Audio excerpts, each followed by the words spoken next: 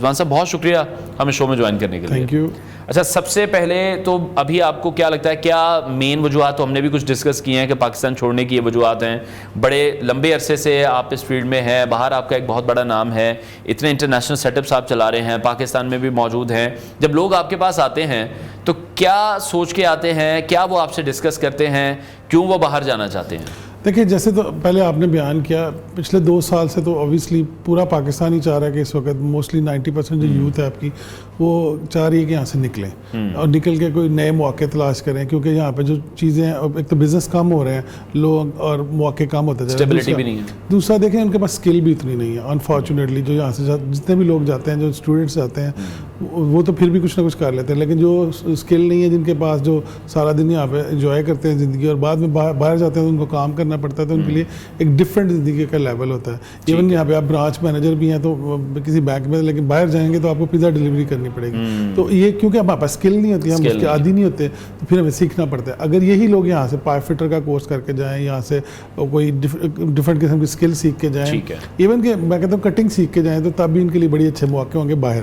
لیکن پرابلم یہ ہے کہ ہم یہاں سے کچھ سیکھنا نہیں چاہتے اور باہر جا کے سیکھنا چاہتے ہیں. تو ہمارا ان پرابلمس کی وجہ سے باہر جا کے ہمارے لیے جو امپلائبلٹی ہے وہ تھوڑی کم ہو جاتی ہے اور پھر ہمیں بہت ٹائم لگتا ہے ایڈجسٹ ہونے میں. آن دی ادر ہینڈ ہم سارے جو سایہ ممالک ہیں، انڈیا ہے، بنگلہ دیش ہے، سری لنکا ہے، اس میں لوگ پہلے سے کافی حد تک ٹرینڈ ہیں اور پلس ان کے جو لوگ ہیں ایک دوسرے کو سپورٹ بہت کرتے ہیں. ہمارے جو لوگ ہیں وہ سپورٹ اتنا زیادہ نہیں کرتے، جس کی وجہ سے تھوڑے پاکستانی پیچھے ہیں. لیکن انشاءاللہ تعالیٰ اب چیزیں سیکھ رہے ہیں، لوگ بہتر ہو رہے ہیں. ٹھیک ہے. اچھا لاز کے حوالے سے اگر ہم بات کریں، امیگریشن قوانین کے حوالے سے اگر ہم بات کریں، تو پاکستانی شہریوں کے لیے جو ان ممالک کی امیگریشن قوانین ہیں ان میں کیا تبدیلیاں آئی ہیں؟ کچھ چینجز آپ دیکھ رہے ہیں، کچھ نرمی ہوئی ہے یا کچھ سختی ہوئی ہے؟ پھر وہی بات کروں گا، جو حالات کی وجہ سے نا ہماری جو اپلیکیشنز ہیں وہ زیادہ سکروٹنائز ہو رہی ہیں، کیونکہ ان کو پتہ ہے کہ یہ جو لوگ بھی آپ دیکھیں آج تک اگر آپ نے دیکھا ہوگا تو 90% کے قریب جو لوگ یہاں سے یورپ یا برطانیہ یا امریکہ جاتے ہیں یا کینیڈا جاتے ہیں وہ واپس نہیں آتے. یہ سب سے ایک بڑی وجہ ہے. بے شک وہ اسٹوڈنٹ جائیں، بے شک وزٹ ویزا والے تو پھر واپس آ جاتے ہیں، لیکن جو دوسرے ویزاز پہ جاتے ہیں وہ واپس نہیں آتے. سو اوبیسلی وہ پھر اس کو اس حساب سے دیکھتے ہیں. ہر سال نئے سے نئے اس میں چیزیں آتی ہیں، لوپ ہول لوگ تلاش کرتے ہیں، ان لوپ ہول کو بند کیا جاتا ہے، پھر نئے قوانین بنائے جاتے ہیں. اور جب ان کو ضرورت ہوتی ہے، جیسے برطانیہ کو 2 دفعہ ضرورت پڑی جب ان کی اکانومی ڈاؤن ہو رہی تھی، 2010 میں انہوں نے ویزے کھولے اور یہاں پہ ریڈی والوں کو بھی ویزے دے دیے. اور پھر جب ان کو نکالنا تھا تو انہوں نے جہاز بھر کے نکالا، اور انفارچونیٹلی رحمان ملک یہاں پہ تھے، انہوں نے ان کو بالکل اوپن آپشن دی کہ آئیں، جہاز چھوڑے، بندے چھوڑے اور چلے جائیں. اور وہ چودھری نثار صاحب نے پھر اس کو روکا. تو ہمیں یہ بھی دیکھنے کی ضرورت ہے کہ ہم جس طریقے سے ویزے لے رہے ہیں اسی طریقے سے وہ لوگ جا بھی رہے ہیں کہ نہیں جا رہے. اور پلس یہاں پہ جو ہے وہ ان کے لیے وہ جو ایجنٹس حضرات مافیا یہاں پہ موجود ہے وہ سب سے بڑا ظلم کرتا ہے. یہاں پہ ایجنٹس کیا کرتے ہیں کہ کسی کے ساتھ شادی کرا دیتے ہیں، آج کل یہ بہت کام ہوا ہے، اور وہ وہاں پہ جا کے پھر روتے پھرتے ہیں، ان کی لڑائیاں ہوتی ہیں، پھر وہ ایکچوئل پوزیشن بیان کرتے ہیں وہاں کی اتھارٹیز کو، پھر اتھارٹیز سختیاں کرتی ہیں. یہی وجہ ہے سب سے بڑی اسٹوڈنٹ کا جو ڈپینڈنٹ ویزا تھا یا جو امیگرینٹس چاہ رہے تھے وہ اسکلڈ ورکر ویزاز پہ یو کے میں، ان کے جو ڈپینڈنٹس تھے ان کو روک دیا گیا ہے. اس کی سب سے بڑی وجہ ہے. پھر کیئر کے جو ویزاز تھے اس کے اوپر بہت زیادہ فراڈ ہوا پاکستان سے بھی اور انڈیا سے بھی. تو اس پہ کیا ہوا کہ اس پہ بھی اس کو روک دیا گیا. انہوں نے کہا کہ آپ ڈپینڈنٹ نہیں لے کے آ سکتے. تو یہ ہم خود اس قسم کے راستے بنا دیتے ہیں.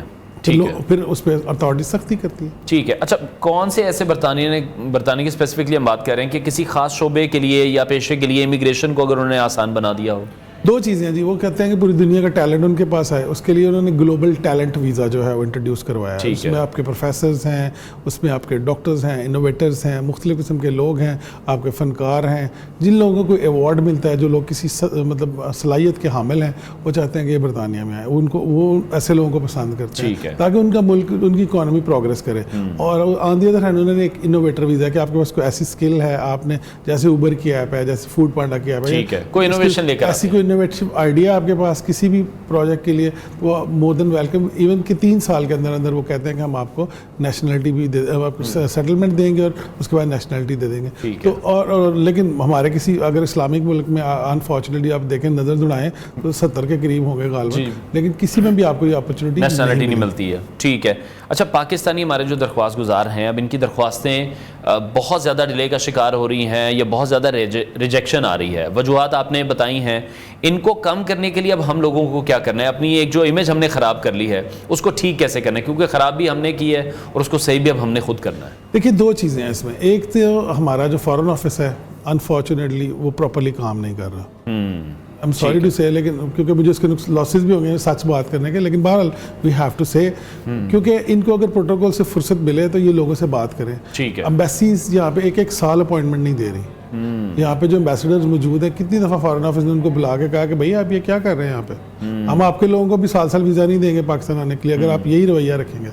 انہوں نے کبھی ان کے ساتھ جو ہے اس طرح سے بات نہیں کی. آپ دیکھیں اٹلی کی ایمبیسی کی اپوائنٹمنٹ لینی ہو آپ کو لگ سمجھ جائے گی. آپ نے یورپ کے کسی ملک کی اپوائنٹمنٹ لینے کی مجھے بتائیں تو صحیح کہ آپ اسپیشلی کوئی نہ کوئی سفارشیں ڈھونڈ کے ایجنٹس کو پیسے دے کے, ایجنٹس پیسے لے کے کیسے اپوائنٹمنٹ لے کے دیتے ہیں؟ اوبیسلی اس پہ کوئی نہ کوئی مسئلہ تو ہے نا. تو اس کے لیے جو FIA کام ہے میں سمجھتا ہوں ان کو فائنڈ آؤٹ کرنا چاہیے کہ ایجنٹس کیسے اپوائنٹمنٹ لے دیتے ہیں. بالکل یہ بڑا سوال تو ہے نا. بالکل اس کا مطلب یہ ہے کہ ایمبیسی کے اندر لوگ کچھ ملے ہوئے ہیں مختلف ایمبیسیز کے یا کیا ہے مجھے نہیں پتا, لیکن بہرحال اس پہ بات کرنی ہوگی کیونکہ پاکستانی بزنس مینوں کو اس سے بہت زیادہ نقصان ہو رہا ہے. جو عام لوگ جاتے ہیں وزٹ ویزا میں ان کی بات نہیں کر رہا, لیکن جو اوور آل جو پاکستانی ہیں جو بزنس کرنا چاہتے ہیں باہر جانا چاہتے ہیں, یقین کریں ان کے لیے بڑی دشواریوں کا سامنا ہے اور ان کو بہت زیادہ مسائل, اور اسپیشلی کووڈ کے بعد جو ریجٹس قوانین بنے کہ جی آپ نے مختلف سینٹرز میں جانا ہے, بایو میٹرکس دینے ہیں, یہ کرنا ہے وہ کرنا ہے, ایمبیسی کی شکل نہیں دیکھنی. اس کے بعد انہوں نے اس سسٹم کو ابیوز کرنا شروع کر دیا.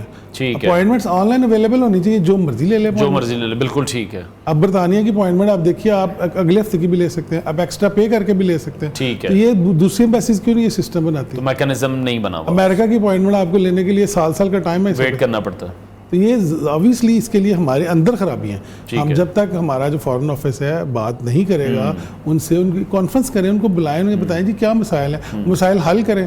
لیکن ملک اس وقت تک پروگریس نہیں کرے گا جب تک گلوبل ولیج میں ہمارے جو پاکستانی ہیں وہ نہیں جائیں گے, جا کے اپنا جو ہے کام نہیں کریں گے. اسی طرح آپ دیکھیں ڈیووس میں ورلڈ اکنامک فورم ہونے جا رہا ہے اگلے اسی مہینے کے 20 سے لے کے 24 تاریخ تک. کتنے پاکستانی جو وہاں پہ جائیں گے اور کتنے پاکستانی جو کام کریں؟ ہمارے ہمسایہ ملک نے لاسٹ ایئر صرف ایک صوبے نے $12.5 ارب وہاں سے ایگریمنٹ سائن کیے تھے.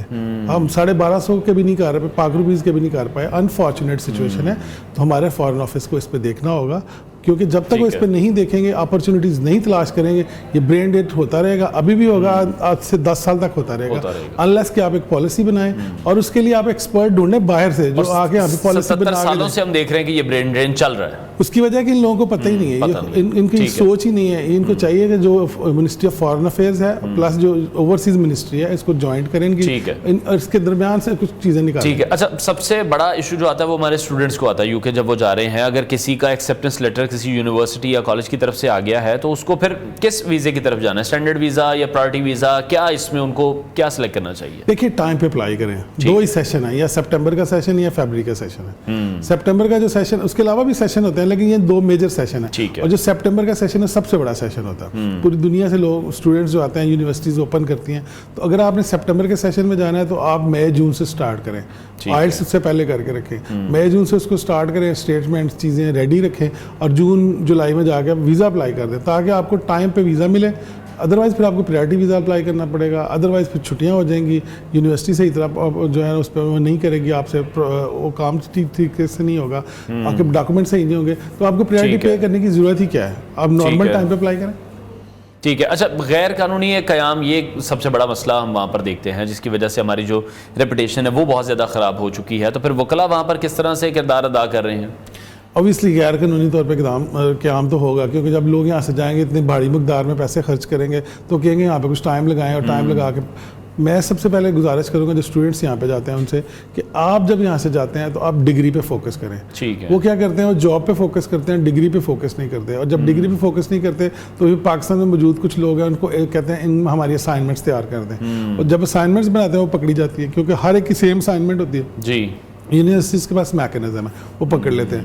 جب وہ پکڑ لیتے ہیں تو پھر وہ ان کو یونیورسٹی سے فارغ کر دیتے ہیں, پھر وہ غیر قانونی. تو یہ موسٹلی طلباء کی بات کر رہا ہوں. اگر وہ اپنی ڈگری پڑھ کے کریں اور خود سے کریں تو 2 سال کا work permit free of cost ان کو ملنا ہے. اس پہ کوئی مسئلہ نہیں ہے, ٹھیک ہے. اس ورک پرمٹ کے اگینسٹ اگر وہ اپنا کام کریں اپنے فیلڈ کے اندر, جس فیلڈ کی انہوں نے ڈگری لی ہے, پیسے تھوڑے کم بھلے مل جائیں, ٹریننگ تو بے شک بھرتی ہو جائے, اگر اسی میں کام کریں تو وہی کمپنی ان کو ورک پرمٹ دے دے گی. So this is the best way to move forward. لیکن انفارچونیٹلی ہم ہمیشہ شارٹ کٹ کی تلاش میں ہوتے ہیں, اور شارٹ کٹ کے اینڈ پہ کچھ نہیں نظر آتا سوائے خرابیوں کے. ٹھیک ہے. اچھا, اب مستقل رہائش کے لیے کسی نے جانا ہے یا شہریت حاصل کرنی ہے, اس کے لیے قانونی طریقے پھر کون سے ہیں؟